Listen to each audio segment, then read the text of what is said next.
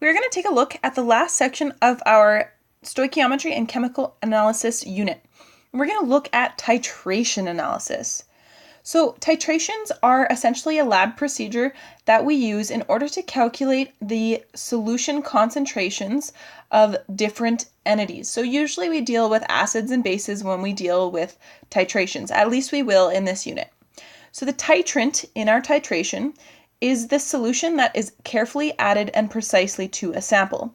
And this is in our glassware called the burette. So this is the entity that we're adding to our sample. Now the sample is our measured and fixed volume of another solution. And this is going to be in our Erlenmeyer flask of our titration apparatus. Now, when we do a titration, we add a titrant carefully and measured until the reaction is judged to be complete, which we'll talk about in a minute. And we have chemically equivalent amounts of reactants, and our mole ratio is equal. Okay, so when we combine them, our mole ratio of each of these entities is equal.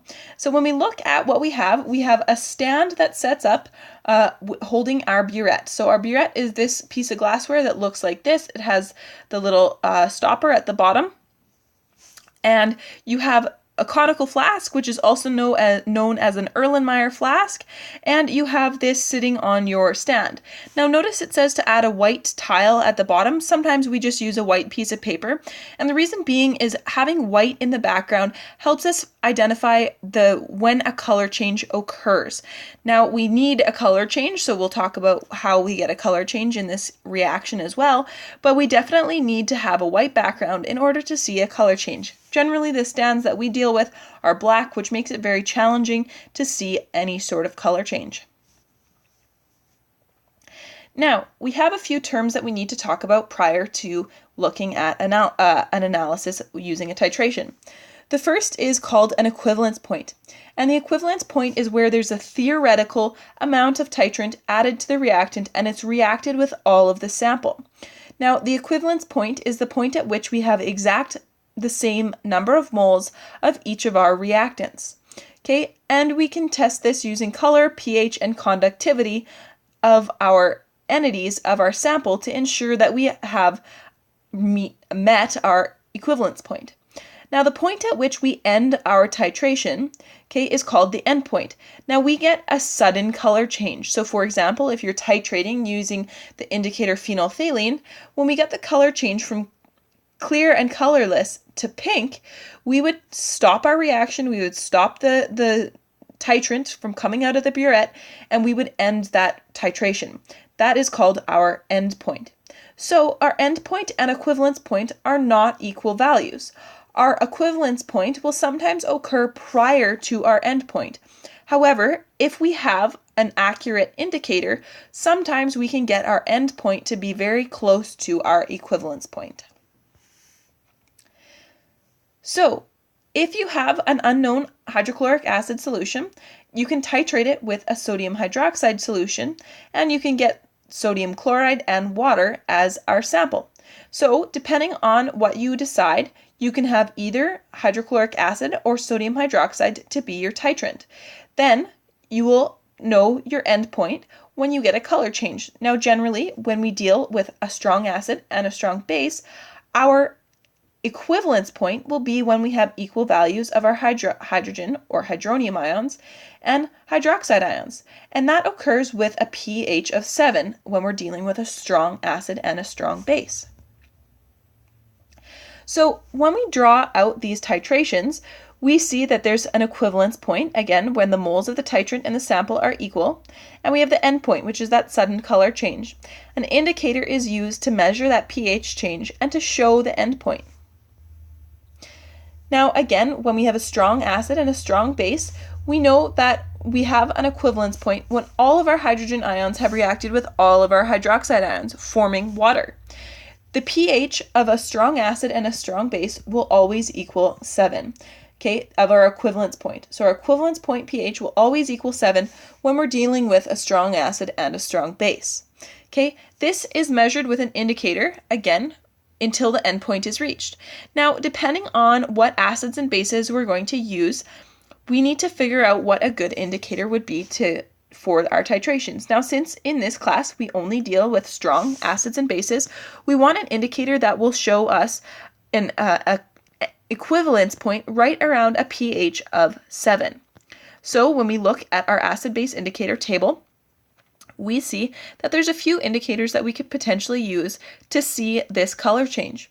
However, I would say that your best indicator to use to see a color change at neutral would be bromothiamyl blue. You get a change when it's on the acidic side from being yellow to the basic side being blue.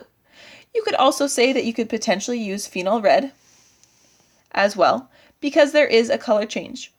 An iconic color change to see, though, is with our phenolphthalein, and that is because it changes from clear and colorless to a dark pink color. So when you add an indicator into your solution, it has no part in the reaction, but it will show us how the pH is changing of our chemical amount. And as we do our titrations, all it takes is a single drop to change the pH from yellow to blue or from 6 to 7.6. So we can get a wide range of pH change with a single drop using our titrant. Again, depending on what acids and bases we're dealing with, will change what indicator we want to use. However, generally in this class, I would recommend using bromothiamyl blue. So if we were to draw out all the points, if we had a way to indicate the concentration of our solutions, you'll notice we started in our sample with a very low pH. That means our sample is an acid, or it's an acidic formula. And as you notice, the pH starts to increase and increase and increase. That is because we're adding a base to our sample. So our titrant is our base and our sample is our acid. And what we see is that as we draw our pH curve, there's a very, very rapid change in pH with a very minimal amount of concentration or volume added. So if we look, we can use a methyl red indicator for the pH change between approximately 6 and 4, where our phenolphthalein can be between 8 and 10. Now, in between these two color changes, we can get our equivalence point. And notice our equivalence point is in fact at a pH of 7 because we're dealing with a strong acid and a strong base. So if we were to look at this question here, this practice question, to sketch a curve of the titration of nitric acid and potassium hydroxide, what is the equivalence point and why? Well, if I take a look at my titration analysis of these two entities, I can take a look and see what this looks like.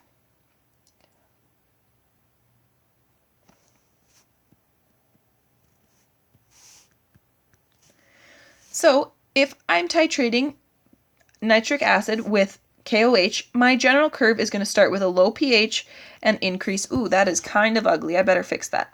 Hold on. Let's maybe actually change up our color here too. Let's erase this and we'll get this a little bit darker so it's a little bit easier for you to see what's going on in this reaction. Okay. So if this is our titration graph, if this is pH, okay, we start low and we get high. That's a little bit better of a drawing. So if we have our titration of our strong acid and base, we would see something that looks like this. Now, because we have nitric acid and potassium hydroxide, this is a strong acid and a strong base. This tells me immediately that the pH of my equivalence point is going to equal 7. It's going to be a perfect 7 because I have 100% dissociation of my potassium hydroxide to K and OH. So I have 100% hydroxide ions, and this dissociates 100% to form hydronium ions, or ionizes to form hydronium ions. So because of this, I have a complete reaction with H3O positive and OH minus to form neutral water. Then it says if Congo red is an indicator that's used in the titration of nitric acid with sodium hydroxide or potassium hydroxide, Either will do because they're both strong bases. Okay, the end point of the titration corresponded to the equivalence point. Will this help us out? So let's just jump back, take a look at our chemistry data booklet, and we will look for Congo red.